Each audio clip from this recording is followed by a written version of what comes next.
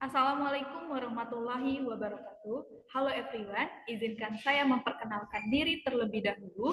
Saya Salsa Sabila dengan NIM 241550833. Saya mahasiswa Universitas Islam Batanghari, program studi Pendidikan Islam Anak Usia Dini semester 3. Baiklah, di sini saya akan membuat tugas dengan mata kuliah metode pengembangan Bahasa Anak Usia Dini dengan dosen pengampu Dr. Herwina Librianti, SE, MPD.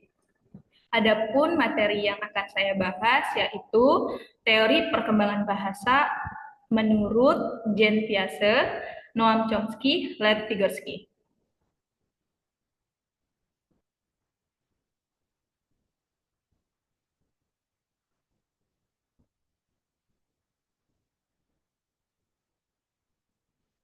Teori perkembangan bahasa menurut Noam Chomsky, Jean Piaget, Lev Vygotsky. Yang pertama ada teori Noam Chomsky, yaitu teori nativisme atau Language Acquisition Deficits atau disebut LED. Inti dari teori Noam Chomsky ini, anak lahir dengan kemampuan bawaan atau disebut innate untuk berbahasa.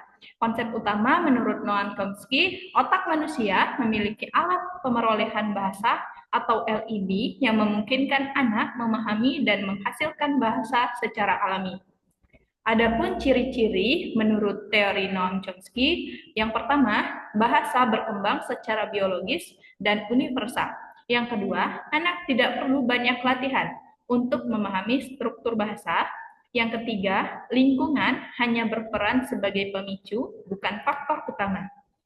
Dari teori Noam Chomsky dapat disimpulkan bahasa adalah kemampuan bawaan manusia, bukan hasil pembelajaran semata. Yang kedua ada teori Jean Piaget, yaitu teori kognitivisme. Inti dari teori Jean Piaget, perkembangan bahasa mengikuti tahapan perkembangan kognitif anak. Konsep utama dari teori Jean Piaget yaitu anak harus terlebih dahulu mampu memahami konsep dan simbol baru, kemudian bisa mengekspresikannya lewat bahasa. Adapun tahapan dari konsep teori Jean Piaget yaitu tahap pertama sensori motor umur 0 sampai 2 tahun, anak mulai memahami hubungan antara bunyi dan benda. Yang kedua ada tahap praoperasional umur 2 sampai 7 tahun, anak mulai menggunakan simbol dan kata untuk mewakili objek. Tahap yang ketiga ada tahap operasional konkret umur 7 sampai 11 tahun, anak memahami tata bahasa logis dan struktur kalimat. Yang keempat, tahap operasional formal umur 11 tahun ke atas, bahasa digunakan untuk berpikir abstrak dan logis.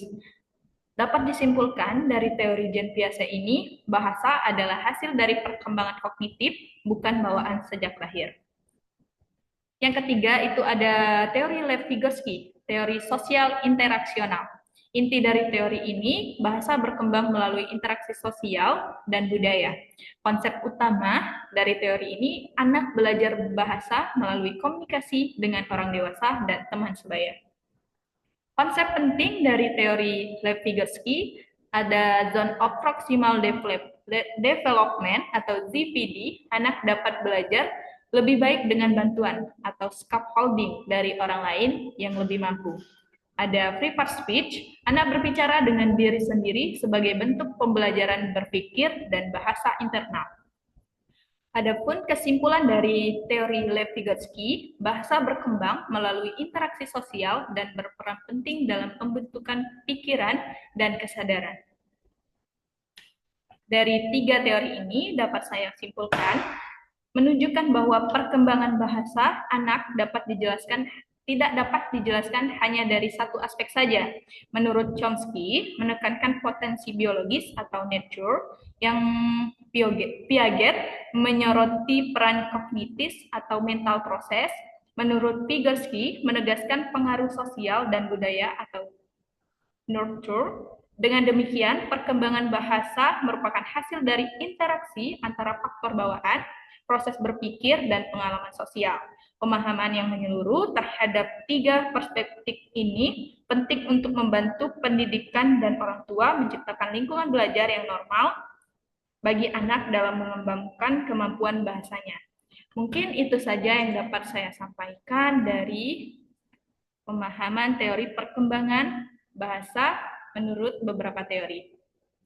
Saya Salsa Sabila, mohon maaf jika ada salah kata. Saya akhiri. Wassalamualaikum warahmatullahi wabarakatuh.